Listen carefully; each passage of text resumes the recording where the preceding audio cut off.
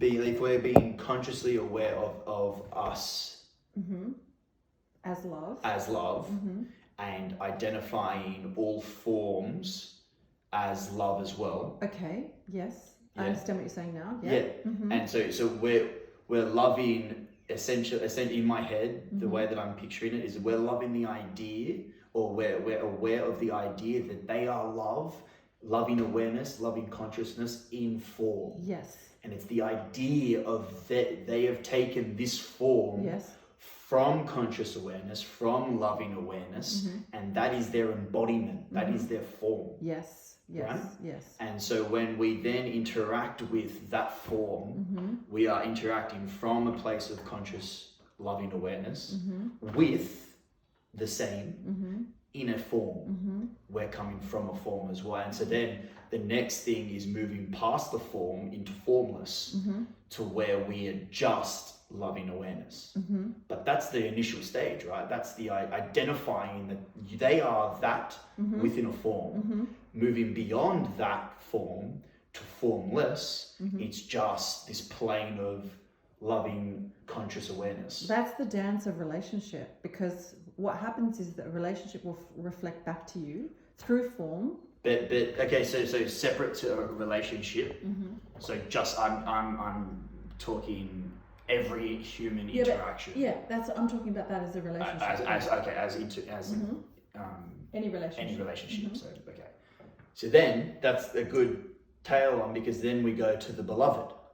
So when you find, so the beloved is the one, the one that you move into love with. We are now in love with the beloved. But that can obviously change. That can change, and then so because in the lecture that I'm on, is Ram Dass is talking about then the like you build your nest with one. This is my one. This is my love. This is my beloved. We are in love, and I am in love with this one. You go to the shops, and the checkout chick, you make eyes, and she's the new one. And then you've got two. Do they? And then that's you're just finding love within all forms. Exactly. Yes. But to have one beloved, does anything change between the one and your reaction with all? Yes.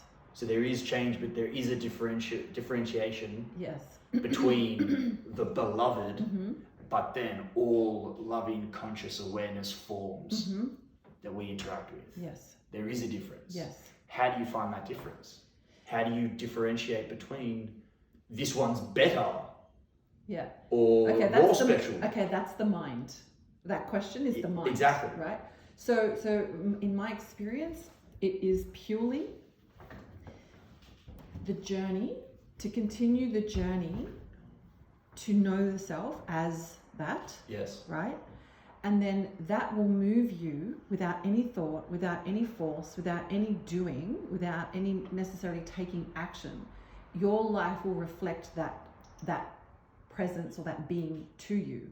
It will appear. Because you're coming from there. Yes. And the deeper you go into you, there's allowing and accepting and forgiving and all the things that strip or transform from that which is not conscious, right, into consciousness. Your life will start to reflect that back to you in form. And so you will start to know yourself in another, through another. And that one person will probably trigger you the most. Because that's when you get to do the actual work. And then it's like the infinity sign, or the snake that weaves. Snake that eats its tail. Yes, right. The snake, the kundalini that rises up and it weaves its way in and out and in and out, right? So in from the woman and then into the man's heart and then back into the woman and then back. Up. Yeah, that is when you actually start to do the work. Because you're closer to that person, so the work is going to be harder and more not so much harder, but more intense. But If that makes sense. It does. Yeah. Because that's my question. Yeah. But if you're already looking at all forms in the same way, in the same loving, conscious way, what's the difference? You just know the difference. So like at some point in your life, you may or may not, like being younger, potentially, not for everybody, but potentially you will move, that reflection of form will change. So she will come and then she will leave, and she will come and she will leave. All the while, you will continue to deepen in consciousness and awareness, right? And then as you deepen and deepen and deepen, that movement on the outside will become stiller. And what that means is she won't move away. So one will come and stay, as opposed to one coming and going, because you're evolving and you're needing new reflections all the time to know who you are, right? All of a sudden you will not, because she can change form, but it's still consciousness. And so regardless of whether she changes form or not, you still are knowing yourself as consciousness through the reflection of another. Reflection of that form. Yes. So this is where, because all these years I've always said about relationships, how can you love another without loving yourself? Yes. And so if you aren't consciously aware of the love that you are and that you have for yourself and within yourself, how can you give that to somebody else? Okay, well, that's true. However, you don't have to wait, because if you wait until you are completely full, that will never happen, because the journey is eternal. Because you will eternally know yourself as more and more love.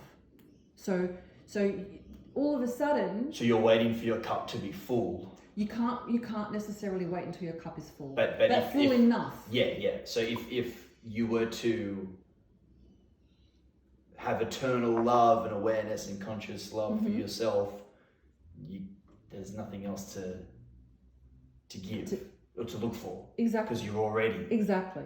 That's exactly right. Then what are you here for? Exactly. To bring more light, but even still, that's very, that's the potential, but you don't want to, you're here in these bodies, you want to have the experience. That's what we're here for, is to know ourselves in every moment.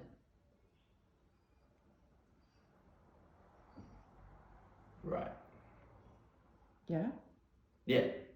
That was my question. And so it started from identifying what it looks like to love all forms and why, in what way.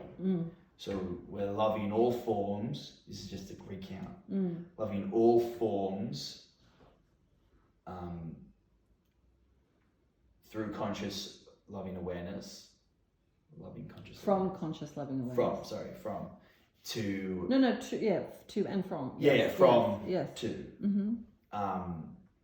But as the idea that they are loving conscious awareness in the form, and so essentially celebrating the form from that, right? That was and so to breathe, like to go into that, it's like in every interaction with a form is like from the heart, from the loving center, the conscious center, right? Which is what I've been thinking about, and like that I've been trying to figure out, where is that, like it's spoken about, it's known, and we're aware of it, but what does it actually look like? Why and how is it broken down? This is my constructive mind trying to piece it all together, and well, I've got all these parts, but it needs to be like this, to be aware of it, to know it. And then the tail end, what's the beloved? Who is the beloved? And how do you know? And it can simply be, certainly in my experience, that you don't know it's the beloved. You might be with someone, like as an example, and you might not know that this is the beloved, or that you're both going to or willing to do the dance, go through dance together in consciousness, right? You could be clunking, bumping up against each other in more of a physical sense, And then all of a sudden, because you keep doing the work, all of a sudden you drop deeper into something more with that same person you were clunking around with. Is that because you've become consciously aware of? Yes, because on the same plane? no, not necessarily, because ultimately you can only do the work in you. And what happens is, as you do the work in you, that reflection in form will either Comes up and meets you in that space, Yeah. or moves away. It depends on your level of acceptance and allowing. The deeper, the more you allow and accept all that comes to you, no matter who's reflecting that back to you, the more you surrender and allow and accept. And I'm not suggesting that you accept shit, to go down, but there's an acceptance within you, in your center, to allow it to come. Yeah, that person will drop into that. There'll be no doing. And that's the thing with consciousness. There is no doing. It's all being. It's in the being that things, that consciousness is expressed or transformed into consciousness. Yeah. It's not in the doing. And so it's more about in the being. So who are you being in these moments? And then that will be reflected back to you. So she will either meet you in that place or move away. If that makes sense. Yeah. And in my experience, and even still, like that, you might drop deeper and deeper into more and more consciousness, right? Or into a more finer vibration, more of an ecstatic relationship, and she still might move away. Another might come in, and you go even deeper. It's about non-attachment, not being attached to the form. Which is the, I'm in love. It's a possessive. That's right. The possessive That's of right. this Exactly. thing, and when it's gone, all of a sudden That's right. In grief and loss that still might happen, but it certainly feels different, and it lasts less, and But this is my love. Yeah. As opposed to being in love together. Mm-hmm. Which is cool because it's a different perception of the term "I'm in love with you." Yeah, and then there's a whole other level. Oh, I'm off center. Whoops. There's a whole other level that we can have a conversation about. But it's much deeper. I'm sure there's a lot of levels that we can have a conversation about. Okay, but I'm going to stop this now.